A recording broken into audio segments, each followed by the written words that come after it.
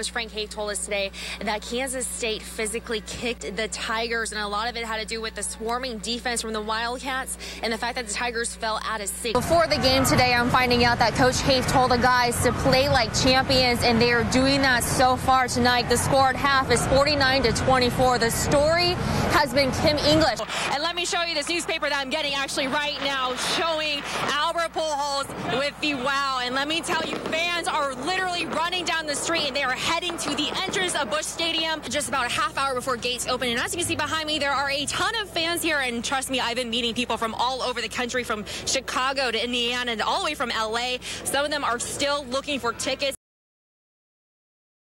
Cardinals right fielder Carlos Beltran told reporters before tonight's game that he felt a little lost in the batter's box. That contradicted what manager Mike Matheny said. He said as Beltran was on the verge of breaking loose, well, guess what he did today against the Pittsburgh Pirates. Here's his first at-bat, everybody. At the bottom of the first, 2 on, no outs. Cardinals already up 1-0. That is a 3-run launch. Get this, in the last 9 games, he went 3 for 32 overall. Everything changed tonight. Now, how about bottom of the second, 2 on and no outs again. Cardinals up 5-1. Well, he's going to hit a base hit through the infield, scoring John Jay. He knocked in 7 runs in his first 3 at-bats, ending today 4-5 with 2 runs, 7 RBIs, 2 home runs. The Cardinals right now are up 12-2 in the top of the 9th. It's no secret Adam Wainwright's return to the mound hasn't met the expectations of many fans or himself, falling to an 0-3 start. The last time Adam Wainwright won a game was September of 2010. Despite striking out 5, Wainwright gave up 7 hits over 5 innings in today's 6-3 loss to the Cincinnati Reds. The Royals taking on the Detroit Tigers, which means Justin Verlander was on the mound. He has 5 straight wins against the Royals. Looking to go for number 6. Top of the first, no score, 1 on, 2 outs. Eric Hosmer files a double deep in the wall, puts them up 1-0. Now in the 8th inning we go. Justin Verlander is going to get hot. He's striking out Alex Gordon, striking out Billy Butler. And how about you, Eric Hosmer? Check out this 100-mile-per-hour fastball. Kudos to you, Justin Verlander, for doing that. But bottom of the 8th, Tigers down 2-0. Brennan Bosch is going to connect on a 2-run home run, his 4th of the season. Tigers are going to score this one at 2. 9th inning we go. Same score. Chris Getz is going to ground to the pitcher to short. Getz will beat out the throw at first, and Mike Moustakas is going to score.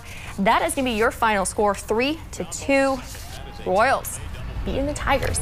We have new details since our breaking news from earlier today. Since our 6:30 newscast, I have confirmed that Mizzou basketball has landed one of the nation's top transfers, former UConn big man Alex Oriaki. And I'm finding out he's eligible to play this upcoming season. Oriaki is a 6'9", 245-pound power forward. The big guy averaged 7 points a game and 6 rebounds. He's known for his shot blocking, swatting 166 shots in 109 games with the Huskies. Another interesting fact, Oriaki has played with Mizzou's point guard Phil Pressey before in high school when the two played for the Boston Amateur Basketball Club. Welcome back. This Saturday, I got to spend the evening with one amazing girl named Linda Watson as she attended her first ever prom at Fayette High School. Now, Linda suffers from cerebral palsy, but that didn't stop her spirit. Yesterday, TJ Moe and Corbin Bergstresser escorted Linda to prom, making it one special night she'll never forget. Meet Linda Watson, one of Missouri Tigers' biggest fans, also getting ready to go to her first ever high school prom. At first, she didn't even want to go to prom. So when we finally convinced her to go to prom, I thought, what would be the coolest thing ever as far as having an escort? So Linda's teacher started brainstorming. After every football game, Linda would always share the highlights with her class. Linda loves MU football. She never misses a game. She knows the players. I think she knows the stats. She can't say them, but I think she knows them. 2 names that always popped up, TJ Moe and Corbin Bergstresser. When Bridget came to me, I said, I'll try. I thought, it never hurts to ask. So I did, and then this is what happened. It turns out they didn't have to try very hard. When the guys heard about Linda, they immediately said yes. It's great to get off the football field and come down here and put a smile on someone else's face, you know. And what we do all this for is just for the fans anyways. And, you know, as long as I can make someone else smile, make their day better, it makes my day better. I'm really excited to see her. We haven't gotten to meet Linda yet, and so we're really excited to see her face, and then we'll get to be out there in front of everybody, and so that'll be a pretty special time for her and us.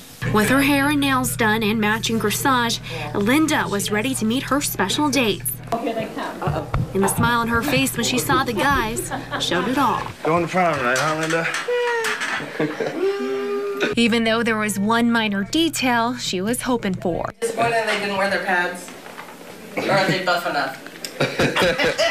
She loves those two guys. She loves those two guys, and she's going to love them even more tonight. Well, we're excited to be here, Linda. We're glad to see you. Soon it came time to introduce Linda, TJ, and Corbin to all of Fayette. By the time they were announced, the crowd was so excited you couldn't even hear their introduction. After Corbin and TJ showed off their beautiful date in front of the town, Big smile. that's when the fun really began. Look at that, Linda. Yeah. Check it out. After a little reapplication of lip gloss, Linda was ready for her official prom picture. And even better, her first dance. We've got our Mizzou ball players on the floor out here with our special guest. The song was Linda's favorite, Kenny Chesney's The Boys of Fall, a song about playing football. And who better to dance with but her favorite players? It's just a dream come true. It is. Like I was saying, this is like, for any other kid, this is like 6 trips to Disneyland. She is that big of a fan. She just loves them. Linda's smile brightened the room as TJ and Corbin spun her around the dance floor. This is first and last prom. I'm just so happy for her. It's just wonderful. We would do anything for this little girl. It was in this moment that their little princess, who they call Peanut, her fairy tale came true. It was great. It was so nice to meet Linda. She had a great time. We had a great time. We got to go out there and have a dance with her, and we just had a really nice time tonight. I've never seen something that much beautiful in my life, so, you know, it's awesome that she's just naturally and genuinely loves this life, so it was awesome. This morning, we learned Josie tore his patellar tendon in his left knee, also suffering what officials called sustained tears to his MCL and ACL. Josie underwent surgery this morning, and now the team has to rebuild.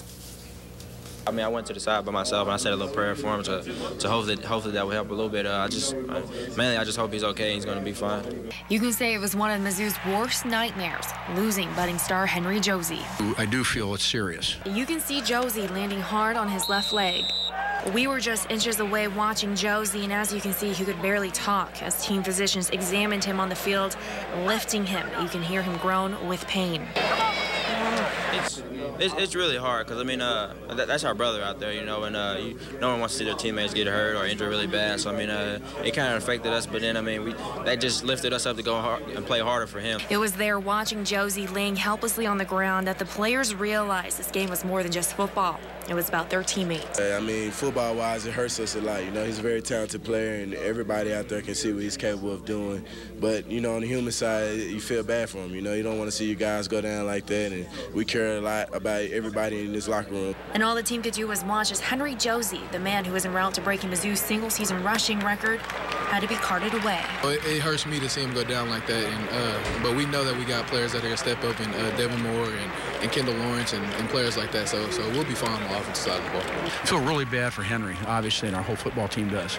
But whatever happens, anything that if he has to have surgery, or whatever, we got the best people taking care of him, and we'll get him back 100%.